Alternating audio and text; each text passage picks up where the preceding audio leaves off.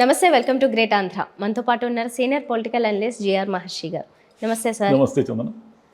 Sir, ఒకవైపు YCP తన అభ్యర్థుల్ని ప్రకటించుకుంటూ వెళ్ళిపోతుంది, ఖరారు చేసుకుంటూ జాబితాలు. ఇంకొక వైపు చూస్తే టీడీపీ జనసేన అలయన్స్లో ఉన్నప్పటికీ ఇప్పటికీ అసలు అభ్యర్థుల్ని ఎవరిని ఎక్కడా బయటికి రానియట్లేదు. చివరి వరకు కూడా రానియరు చెప్పరన్న విషయం ఆయన మీద ముందు నుంచి ఉన్నది, టీడీపీ మీద అయితే ఇప్పుడు కూడా అదే పద్ధతి పాటిస్తూ వస్తున్నారు. దీనివల్ల లాభమా నష్టమా?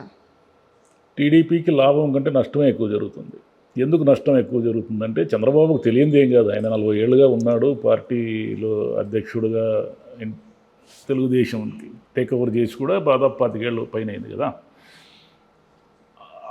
ఆయనది ఏమిటంటే నాన్పుడు ధోరణి. అంటే అలా నానుస్తూ ఉంటే కొంచెం అంటే ఇప్పుడే ప్రకటించేశారు అనుకోండి. ఇప్పుడు వైసీపీలో ఏదో లుకలుకలు, వైసీపీ కంచుకోట బద్దలు, వైసీపీని విడిపోతున్న ఆయన ఈయన అని రాసేస్తున్నారు కదా. ఇప్పుడు ఆనందంగానే ఉంటుంది. ముందుంది ముసళ్ళ పండగ అంటారే, చంద్రబాబుకు ఇక నుంచి స్టార్ట్ అవుతుంది. చంద్రబాబు ఏమిటంటే సరే వాళ్ళంతా కొట్టుకొని సావని, వాళ్ళందరూ ఎవరెవరు వస్తారో మన దగ్గరికి రాని, మనం చూద్దాం లాస్ట్కి అని వైసీపీ వాళ్ళందరికీ పెద్దపీట వేశారనుకోండి. వైసీపీ వాళ్ళు అక్కడ టికెట్లు రాని వాళ్ళు, అసంతృప్తులు, రకరకాల తిరుగుబాటుదారులు వీళ్ళందరూ వచ్చి టీడీపీలో చేరారనుకోండి. ఏం చేసుకుంటారు వాళ్ళందరినీ? ఉన్న వాళ్ళు ఏం చేయాలి? ఉన్నవాళ్ళు మళ్ళీ వాళ్ళు జనసేన రేపొద్దున కర్మగాలి బీజేపీ కూడా కలిస్తే వీళ్ళందరూ కలిసి టీడీపీని ఏం చేయబోతారు? టీడీపీకి నో డౌట్ సంస్థాగత బలం ఉంది, క్యాడర్ ఉంది. టీడీపీ అనేక సార్లు రూలింగ్లో ఉంది. కాబట్టి టీడీపీకి ఉన్న అంత బలము, అంటే కార్యకర్తల బలము జనసేనకు లేదు, జీరో. ఏదో నామమాత్రం ఉంది. బీజేపీకి కార్యకర్తలు ఉన్నప్పటికీ నాయకులు లేరు. ఒకవేళ వస్తే ఊరికే మన ఊహ అంతే. ఇప్పుడు ఏమిటి, వైసీపీలో ఎంతో కొంత అనుచరగణం ఉన్న వాళ్ళందరూ ఇటు వస్తారు. ఇటు వచ్చిన వాళ్ళు ఊరికే రారు కదా. ఊరికే బేషరతుగా ఎందుకు వస్తారు? వాళ్ళు టికెట్ కోసం వస్తారు. లేదంటే ఏదో ఒక పదవి రేపు పొద్దున గెలిస్తే అని ముందే ప్రామిసులు తీసుకోవడం. అంటే చంద్రబాబు ప్రామిస్ చేసేస్తాడు అనుకోండి, అది వేరే విషయం. అప్పుడు వీళ్ళందరూ చుట్టుముట్టినప్పుడు ఉన్న 175 నియోజకవర్గాల్లో ఈరోజు మనకున్న సమాచారం ఏమిటంటే గట్టిగా 25-30 కూడా జనసేనకి ఇవ్వరు అనే సమాచారం ఉంది. అంటే 25-30 అంటే ఏమిటి? 15-20% టికెట్లు కూడా ఆయన జనసేనకు అలయన్స్లో కేటాయించరు. అంటే ఊరికే నామమాత్రపు అలయన్స్. ఇప్పుడు పవన్ కళ్యాణ్తో అలయన్స్ పెట్టుకోవడం వల్ల ఏమిటి చంద్రబాబుకు ఉపయోగాలంటే, ఒకటి స్టార్ క్యాంపెయినర్గా ఉంటారు ఆయన. పవన్ కళ్యాణ్కి జనం వస్తారు. 2 కాపు ఓట్లన్నీ అటు చీలకుండా ఇటు మాకు వస్తాయి అనేది చంద్రబాబు ఆలోచన. అయితే కాపు నాయకులు చాలా కాలంగా, ఇప్పుడు ముద్రగడ వీళ్ళంతా ఇటు వైసీపీలో చేరినప్పటికీ, చేగుండి గారు వీళ్ళంతా ఏమంటున్నారంటే, అయ్యా కాపులకు ఒక ఆత్మగౌరవ నినాదము, కాపులకు రాజ్యాధికారం రావాలని గత 20-30 ఏళ్ళుగా మేము పోరాడుతున్నాము. నిజమే అది. ఎందుకంటే ముద్రగడ గారు ఎప్పుడు 90స్లో ఆయన కాపునాడు పెట్టి అప్పుడున్న ప్రభుత్వాన్ని కాదనుకొని, మంత్రి పదవిని కాదనుకొని ఆయన యుద్ధం చేస్తూనే ఉన్నారు. కాకపోతే ఆ యుద్ధం సఫలీకృతం కాలేదు. చిరంజీవి గారు మధ్యలో వచ్చారు, ఆయన ఏదో కొంత ఆశలు రేకెత్తించారు, మళ్ళీ అది కూడా పోయింది. ఇప్పుడు మళ్ళీ తీసుకుపోయి టీడీపీ దగ్గర మీరు 10 సీట్లకి 20 సీట్లకి తాకట్టు పెడితే మనం సెల్ఫ్ సస్టైన్ అవుతాము? ఎప్పటికీ మనకు అధికారం వస్తుంది? అసలు ఎలాంటి హామీలు కూడా లేకుండా సీఎం చంద్రబాబు నాయుడు అనే క్లారిటీ ఉంది. ఓకే, పోనీ ఆయన సీనియరు, పార్టీ పెద్దది కాబట్టి సీఎం. మీకు డిప్యూటీ సీఎం కానీ ఏమి కూడా ఇచ్చే పరిస్థితి లేదు.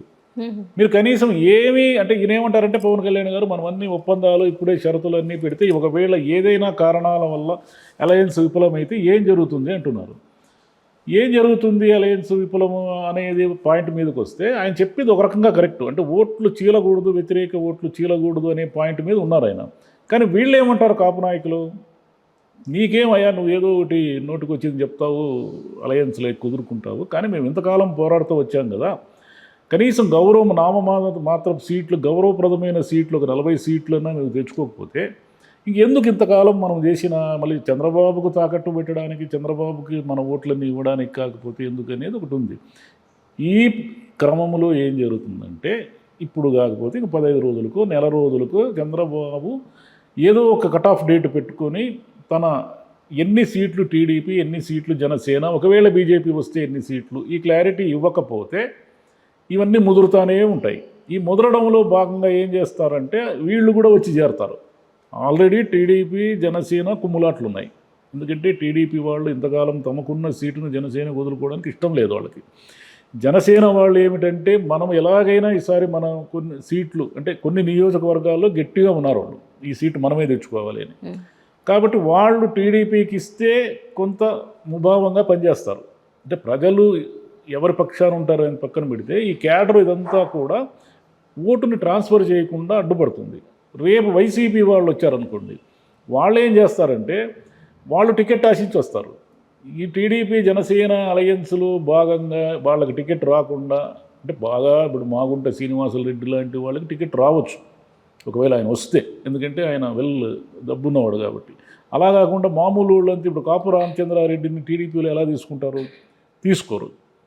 కాబట్టి ఆయన ఇండిపెండెంట్గా పోటీ చేయాల్సిందే. అదేవిధంగా లేదంటే వైఎస్ఆర్ విధేయుడు కాబట్టి షర్మిల గారి వెంట వెళ్ళాలి.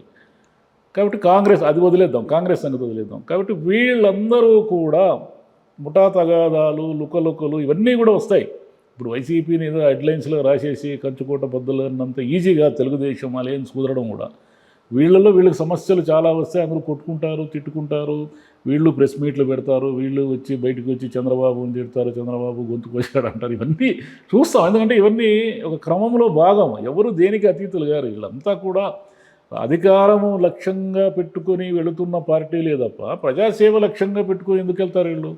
తప్పదు కాబట్టి జనానికి పథకాలు ఇవ్వకపోతే ఓట్లు వేయరు కాబట్టి పథకాలు. చంద్రబాబు నాయుడు మీకు మహిళలకు ఫ్రీ, అది ఫ్రీ, ఇది ఫ్రీ అనేది ప్రకటించారు కదా. ఒకవైపేమో ఈయన అప్పు చేస్తున్నాడు, ప్రతి మంగళవారము ఆర్బీఐకి అప్పుల కోసం వెళ్తున్నారు అని ఈరోజు వార్తల్లో మనకు కనిపిస్తూ ఉంది. మరి సంక్షేమ పథకాల కోసం ఈయన అప్పులు చేస్తున్నాడని మీరే అంటారు, దానికి 4 ఇంతల సంక్షేమ పథకాలు ప్రకటిస్తున్నారు. ఈ రెండు ఎలా సాధ్యమవుతాయి? సాధ్యం కావు. పోని ఈయన సంక్షేమ పథకాల కోసం అప్పులు చేస్తున్నాడు అనేది నమ్ముదాం. మరి మీరు అంతకుముందు ఏ సంక్షేమ పథకాలు ఇచ్చారని అన్ని లక్షల కోట్లు అప్పులు చేశారు? దేనికోసం చేశారు?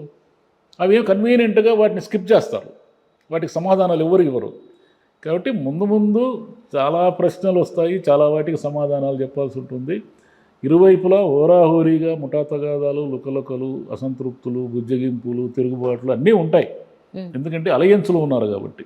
అలయన్స్లో లేకపోతే టీడీపీ చంద్రబాబు నాయుడు మాట ఇప్పుడు ఇక్కడ సింగిల్ పార్టీకే ఇన్ని సమస్యలు వస్తున్నాయి, అలయన్స్లో ఉన్నప్పుడు ఎన్ని సమస్యలు వస్తాయి?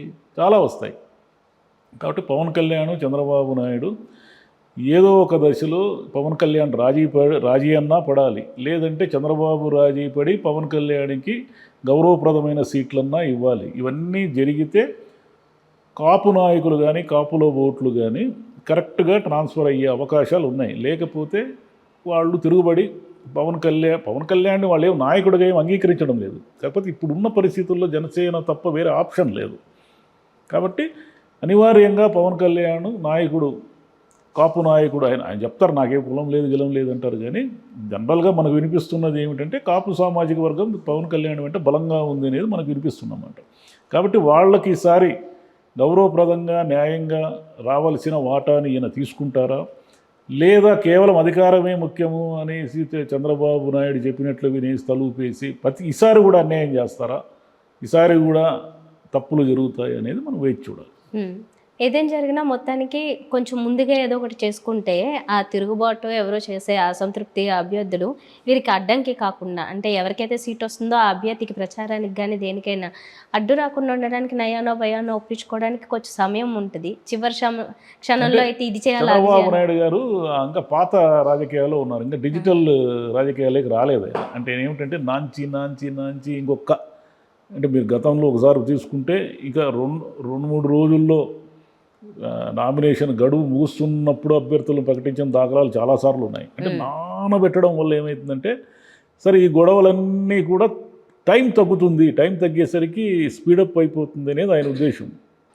ఆయన గతంలో చాలా చేశారు అట్లా. చివరి క్షణం వరకు ఫలానా అభ్యర్థి అని చెప్పి హఠాత్తుగా అభ్యర్థిని మార్చి ఆ అభ్యర్థి సొంత బామరిదికి టికెట్ ఇచ్చిన దాఖలాలు ఉన్నాయి. ఇద్దరిని పిలిపించి ఇవ్వాల్సిన అభ్యర్థికి కాకుండా ఊరికే ఆయన ఎంట వచ్చిన అభ్యర్థికి టికెట్ ఇచ్చిన దాఖలాలు కూడా చంద్రబాబు చేశారు. అలాంటి జిమ్మిక్స్ చాలా చేశారు ఆయన. కొన్నిసార్లు ఆయనకి ప్లస్ అవుతాయి, కొన్నిసార్లు మైనస్ అవుతాయి. అయితే టైం తీసుకోవడం వల్ల, లేట్ చేయడం వల్ల, అలయన్స్లో సీట్లను నాంచుకుంటూ పోవడం వల్ల ఏమవుతుందంటే చంద్రబాబు మీద అనేక అనుమానాలు తలెత్తాయి. జనసేన నాయకులకి. అంటే ఏదో మన పుట్టి ముంచబోతున్నాడు ఈయన, అటు చేసి ఇటు చేసి మొత్తము ఏదో పాత కథ ఉంది చూడండి, 2 పిల్లుల మధ్య పోరు ఒక కోతి తీరుస్తుంది, ఆ కోతి తినేస్తుంది లాస్ట్కి. అదే గుర్తొచ్చింది, వాటా. ఒక్క బ్రెడ్ ముక్క ఆ ముగ్గురు వా- ఆ 2 చేతుల్లో ఉన్న రొట్టె ముక్కల్ని తాను సమానంగా పంచుతానని చెప్పి మొత్తం తినేస్తుంది.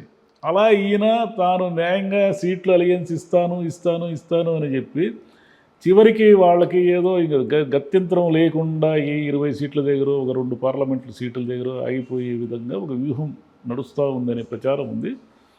మరి చూడాలి మరి పవన్ కళ్యాణ్ ఎంత గట్టిగా ఉంటాడో తన పార్టీ పట్ల, తన సీట్ల పట్ల, లేదా చంద్రబాబే గెలుస్తాడా అనేది మనం ఇంకొక 15 రోజులు, నెల రోజులు నాంచే కొద్దీ వాళ్ళకే నష్టం. ఇక్కడ వైసీపీ కోట గోడలు అవి ఇవి అని రాసినట్టుగానే అక్కడ కూడా చంద్రబాబు కోట గోడ బద్దలని రాయాల్సి ఉంటుంది కదా, కొన్ని సాక్షి వాళ్ళు రాస్తారు.